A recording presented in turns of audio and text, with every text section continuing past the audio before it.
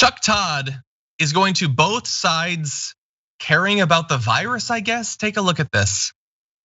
When you look at both candidates, in some ways, one, not taking the virus seriously enough at all, and one, if there's a criticism might be, is he taking it too seriously, at least when it comes to campaigning? Markos, let me start with you.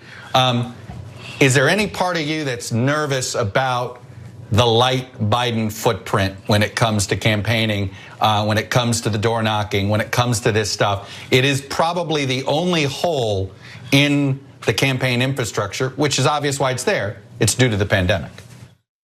Okay, so there's a little bit of attempt to backpedal at the end there. Like, no, I acknowledge there's a pandemic, it's bad. But saying Biden cares too much about the pandemic, what can I say? I'm a jackass YouTuber, and he's a very serious person who gets paid a lot of money, is in charge of politics on that network and wears a tie and everything. And he just implied that a politician caring about whether people live or die in the run-up to an election, oh, is that gonna hurt him? Is it bad? Oh, should he really care so much about the pandemic? What a ridiculous. It's this kind of attitude that got Trump elected. Can I just say this about Chuck Todd? First of all, I don't know what story got him into the position that he's in, but Chuck Todd is not only a member of the Hair Club for Men, he's one of their failures. So I'm just sick of Chuck Todd being on air and talking this mess, trying to seem relevant. Get off your little soapbox, you have nothing to add.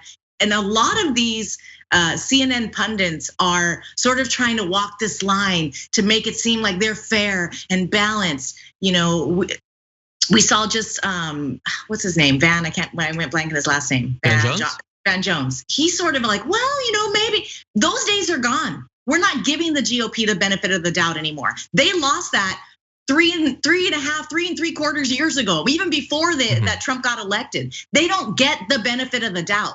They have been vile, evil, all of this stuff. And to consider that Biden is taking it too seriously, there are over 200,000 people dead. Numbers are up across the country. I just spoke with a close family friend of mine who's a retired nurse. Both of her daughters are nurses. She has 11 essential workers in her family. She was in tears, John.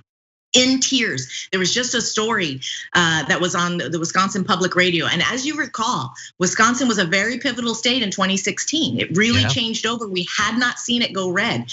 And now there's a lot of mass scofflaws over there. We have two major, and I lived in Wisconsin for a short period of time when I was a young girl. So it's close to my heart. I have a lot of friends and family there. Wonderful people in the Midwest, really good-hearted people that have been swayed by the GOP and tricked.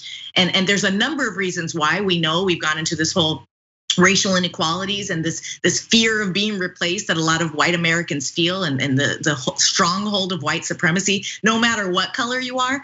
But we have two hospitals in Wisconsin that are major teaching hospitals, one in Milwaukee and one in Madison, Wisconsin.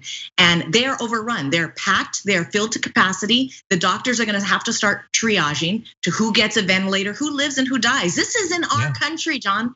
This is during few days before an election, and this president continues to lack the federal leadership. So for Chuck Todd to get on his little high horse with his terrible hair plugs and tell us that it's not as big of a deal as it is, it's disgusting, and he should be fired from his job. I'm saying that and I stand by it, and he needs to go back to the Hair Club for Men. No offense to other people who are missing hair. I will stress that point. Okay, so acknowledge that Donald Trump doesn't care enough about COVID, but is it possible that my co-host Viviana cares too much about it? That's what I ask you, audience. God, it's such nonsense. It's such nonsense. I mean, look, Chuck Todd, she was in tears, John. She was in tears. She's been a healthcare provider for over 35 years. It is breaking her heart that people are dying for this lack of consideration for public health information. It's mind-boggling. Well, I can't imagine having dealt with the first wave. It's not the first wave, it's the first part of it's the first wave of the first wave. But anyway, the first and then the second, and then getting past it finally, and the numbers go down a little bit, and then seeing it start up for a third time.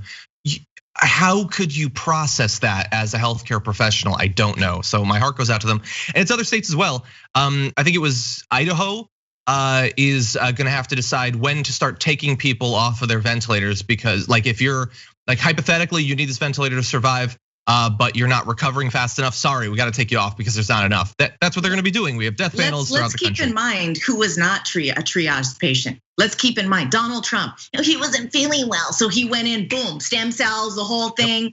This is not what Americans receive, partly because we have a horrific healthcare system that happily lets people die and suffer.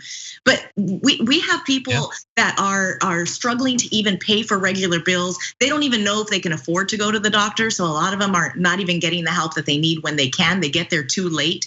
To be able to say that we live in a country that will consider people just dying as part of, the cost of doing business. And that's how Trump sees this. And it's really offensive to me that we have seen him continually use this coronavirus as a political strategy and not to care about the people, but to how to get reelected. And then he fumbled that ball too. Like, listen to the experts around you.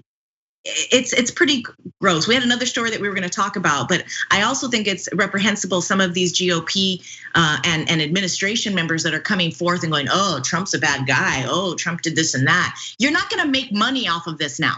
That's disgusting what you're doing. It was disgusting then. You sat by while kids were in cages and now you want to come out and write a book about it? No, you don't get to do that. Your reign is over, you're done. In the words of Donald Trump, the only thing he ever did that added to this country, you're fired. We're done with you. I dispute that added anything to the country, but I like all of your other points, so I'm gonna let it slide.